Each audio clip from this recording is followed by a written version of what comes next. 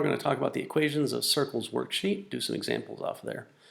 So this looks bad, but it's actually not too terrible. Remember, the standard form of a circle is just telling you, in this case, the x and the y coordinate of the center of the circle, which the only thing that's vaguely tricky to remember is that because it's a transformation, it works the opposite of what you'd expect. So x minus 1 means it's been shifted positive 1, and y plus 3 means it's been shifted negative 3, which means that the center of the circle is at 1, negative 3. So that then becomes a point you can plot, 1, negative 3, and that point would be the center of the circle. The other portion, the 4, is telling you the radius, but it is actually telling you the radius squared. So they're telling you the radius squared is 4, which means when you take the square root of each side, which is how we undo squaring, not dividing by 2, it means that the radius is equal to 2. To graph this, because we have the center now, we can go up 2, left 2, 1, 2, there we go, down 2, and to the right 2 from the center. That gives us 4 points where we can kind of use those as a guide to carefully draw in as close to a circle as we can pull off. Just like that. Now, if you look at number 4, it looks different. And the reason it looks different is because we just have this x squared by itself. The y minus 3, well, that's the same. So that means that the y coordinate is going to be positive 3.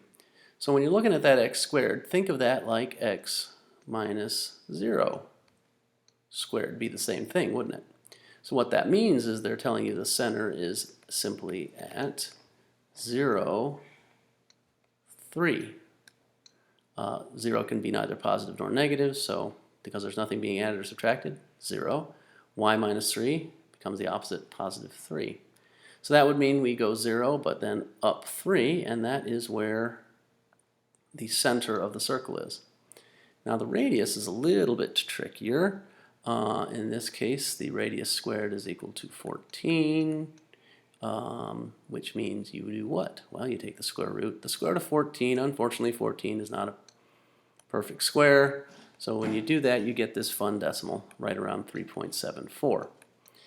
So what does this mean? You must, you guessed it, estimate.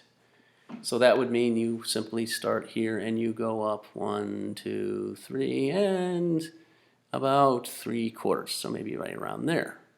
And then you just repeat that process, 1, 2, 3, and then about 3/4. So something shy of 4. It is just an estimate. You are just sketching this and just trying to be as accurate as you can. 1, 2, 3, and about 3/4. And then you try as hard as you can to draw in something that doesn't look like the horrible blob I'm about to get. Please do not draw a rhombus. That seems to be a common mistake. But there's our circle. Pretty straightforward if you've got the equation. Now if you look some other examples here, 5, 6 is a bit tricky, but let me show you something.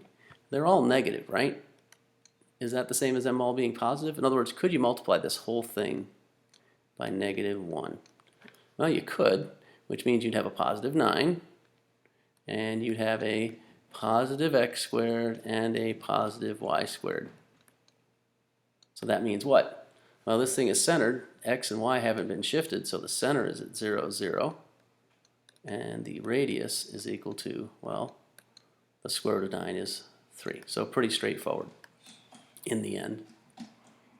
The only other thing you're asked to do on this worksheet is work backwards. Use the information provided to write the equation and make a sketch. Not necessarily in that order. So if the center's at 3, negative 3, you can do the easy stuff, low-lying fruit first. That is, go 3, and then negative 3. Let's see if I can read the graph right. 1, 2, there we go. There's my center. And just like we've been doing before, from that point we go up 4, left 4, down 4, and you guessed it, right 4. And we do our best to make a circle, or something that looks like a credible circle, that hits those points. That's not terrible, but not great. Now, then to write the actual equation, we know it's going to be something with an x n squared plus something with a y n squared equals, well, something. So we know this is the x-coordinate, and we know that it works the opposite, so it becomes -3. And we know that this is y, and it is negative, so it becomes plus. We're just working our magic backwards. And instead of this equaling 4, or the square root of 4, it would be 4 squared, or 16. So remember, this came from the radius squared, and this came from the point 3, -3, which is the center. And that is actually it.